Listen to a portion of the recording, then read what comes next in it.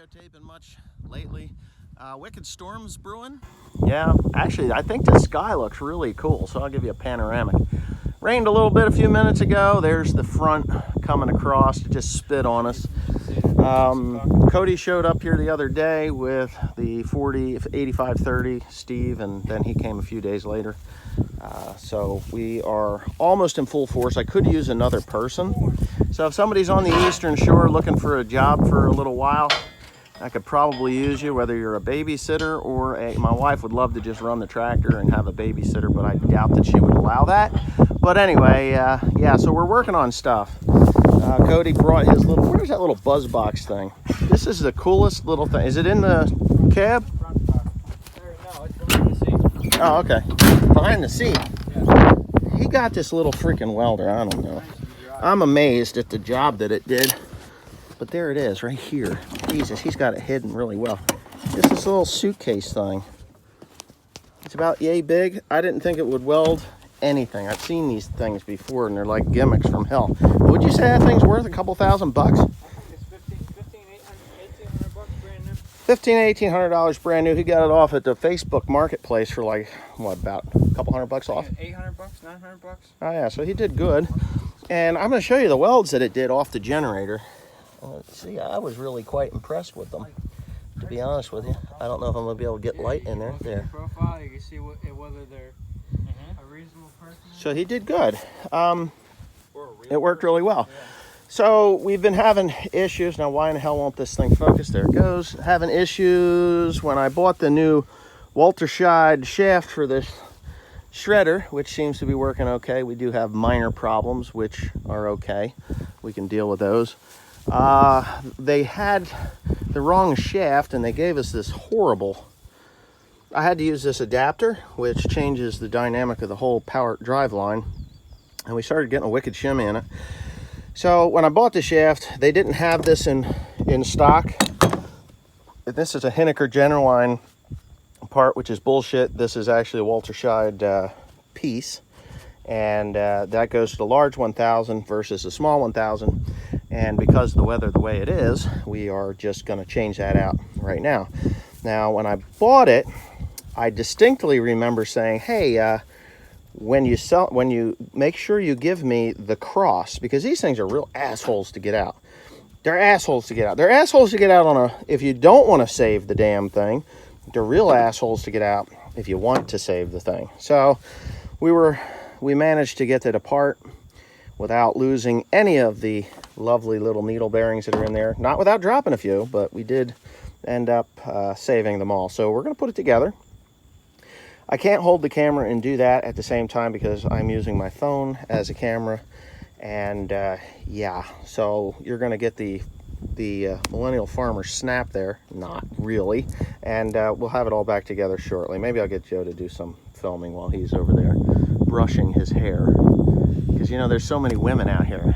And there's women everywhere. They're just everywhere. They come out from behind bales. Gotta look good. Hey, I feel like a drowned rat right down to it. It is raining. We didn't quite finish it before it started to rain.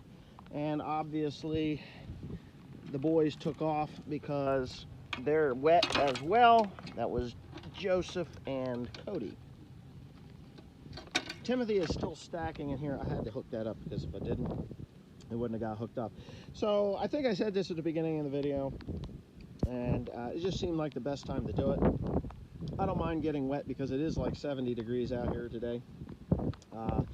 When I bought this machine, the power takeoff shaft on this thing was just a total disaster. And I mean a total disaster.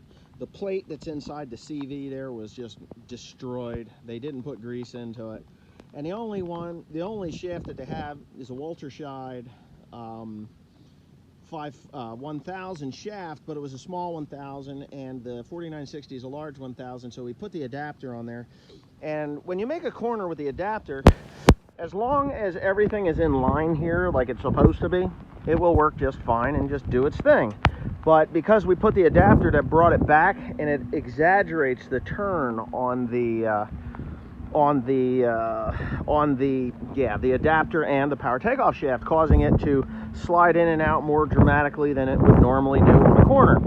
and it puts a lot more pressure and a lot more sling in there that is unnecessary, and it's really raining. I'm going to get in the truck, and I'll finish talking to you from in here because it's just stupid for me to get that wet.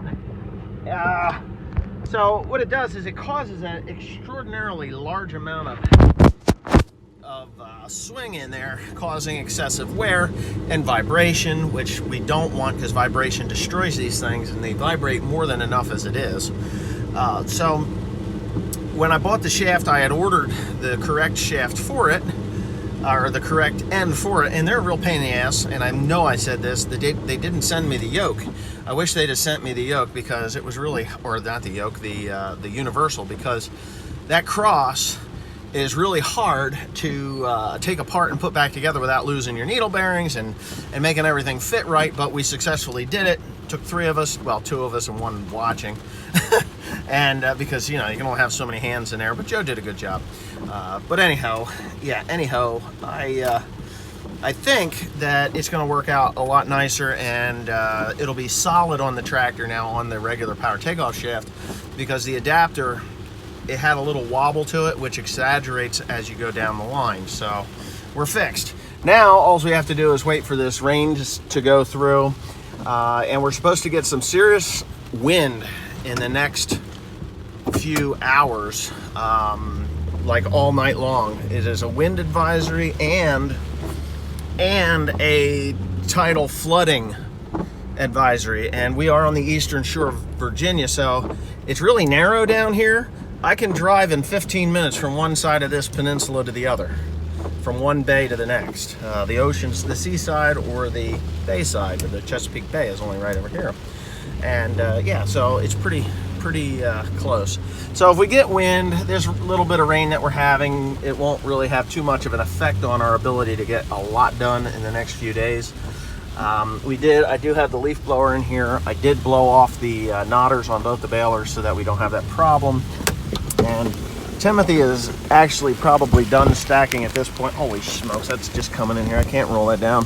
But there's a bunch of bales out there, a couple hundred of them we did last night, or yesterday afternoon, and it was nice and dry. It wasn't bad at all. We were a little worried about moisture, but turns out that the moisture tester here, where is it? Right there, the John Deere moisture tester. I probed them. 28 was the highest I got. The lowest I got was 18%, which puts me in the right parameter. But this rain on top of it, we'll get it stacked. We'll get it where it needs to be, which is up there where the equipment is parked, because they can get a semi up in there without any problems, and they can load out. But when we get it in a stack, it'll heat up, steam out, and all that moisture that is getting in there will disappear. Yep, so there you go. The water. This is the Quinby Bridge, and you can see they've been experiencing some high tides. You see the water line on that building right there. They work in this building. Last night I came through here and there was lights on in there, so whatever they were doing, they were, I don't know, it's something to do with fishing. I'm not really sure. Maybe they're doing oysters or whatnot. I don't know. I'm pretty sure that's what it is, oysters or clams. This is generally nothing but reed grass, and because of the high tides, the tide is actually going out now. It was up onto that dock and over the road here. Yes, over the road. It's crazy. But yeah, this is just reed grass normally, and when the tide goes out, there'll be just a small sliver of water there, and everything here will be just reed grass. And then, as crazy as this is, I mean, I say crazy, I mean, it's normal to the people down here on the Eastern Shore. But to me, it's really crazy. You go through a little patch of woods and soybeans. And if you want this farm, it is 143 acres with 3,000 plus feet of waterfront there. So, yeah. I hope that we get to do some wheat straw down in here this coming year. I don't know. I'm hoping. Anyway, just a little interesting things that I see.